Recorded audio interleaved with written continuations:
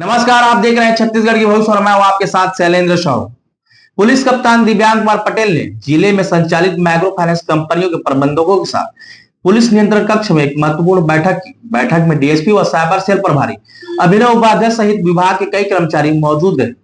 बैठक का उद्देश्य ग्राहकों को फाइनेंशियल फ्रॉड से बचाने और लोन रिकवरी में कानूनी प्रक्रिया अपनाने को सुनिश्चित करना था। एसपी दिव्यांग पटेल ने कंपनियों को आरबीआई गाइडलाइंस का पालन करने की हिदायत दी। उन्होंने कहा कि कंपनियों को ग्राहकों से आईडी प्रूफ व केवाईसी जैसे दस्तावेजों की जांच पूरी पारदर्शिता से करनी चाहिए ताकि फर्जीवाड़े की संभावना को समाप्त किया जा सके। साथ ही कंपनियां यह सुनिश्चित करें कि किसी भी ग्राहक के साथ फ्रॉड न हो और लोन रिकवरी के लिए कानूनी प्रक्रिया अपनाई जाए। एसपी ने कहा कि आवश्यकता पड़ने पर लोकल कोर्ट में मामला दर्ज कराया जा सकता है। डीएसपी अभिनव उपाध्याय ने बैठक में कंपनियों के दस्तावेजों की जांच की और उन्हें आरबीआई और जिला प्रशासन के मानकों का पालन करने का निर्देश दिया। उन्होंने यह भी कहा कि यदि अवैध माइक्रो फाइनेंस कंपनियां संचालित हो रही है तो इसकी जानकारी पुलिस को तुरंत दी जानी चाहिए।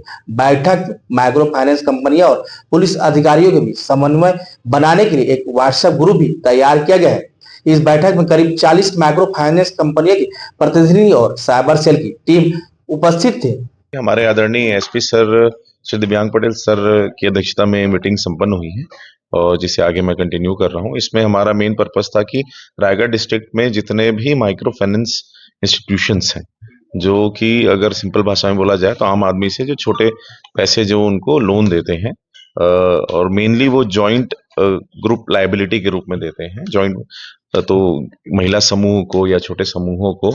और तो एक ऑलरेडी यहाँ पर चूंकि केस हुआ था जिसमें एक रायगढ़ की भी एक माइक्रो फाइनेंस कंपनी या एमएलएम कंपनी थी, जो माइक्रो फाइनेंस कंपनी खुद को बोलती थी, फ्लोरामैक्स, जिनका कुछ केस हुआ तो कुछ इरेगुलरिटीज की शिकायत जो है बाकी में भी आई थी। तो हम चाहते थे कि एक सेल्फ डिस्क्लोजर के रूप में सभी माइक्रो फाइनेंस इंस्टीट्यूशंस वेदर वो आरबीआई से रजिस्टर्ड हैं कि नहीं, आरबीआई के द्वारा जो जारी गाइडलाइन है, आरबीआई एक्ट 1934 के तहत जो चैप्टर 3 के जो सारी गाइडलाइंस हैं और आरबीआई के समय समय पर 2016 में, 21 में, 23 में जारी किए गए जो सर्कुलर्स हैं, उन सभी का वो परिपालन कर रहे हैं या नहीं कर रहे हैं।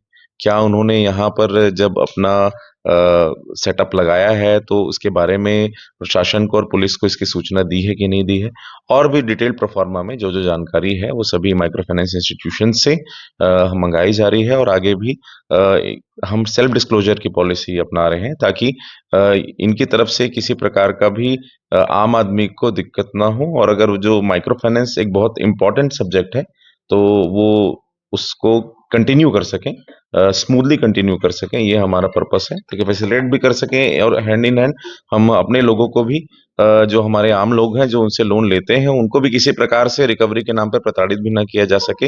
रायगढ़ पुलिस की मंशा है। तो आदरणीय एसपी दिव्यांग पटेल सर की इसी मंशा के अनुरूप इस मीटिंग को लिया जा रहा है और आगे भी हम जितना ज़्यादा से ज़्यादा इसको ट्रांसपेरेंट रख सकें उसका प्रयास करेंगे।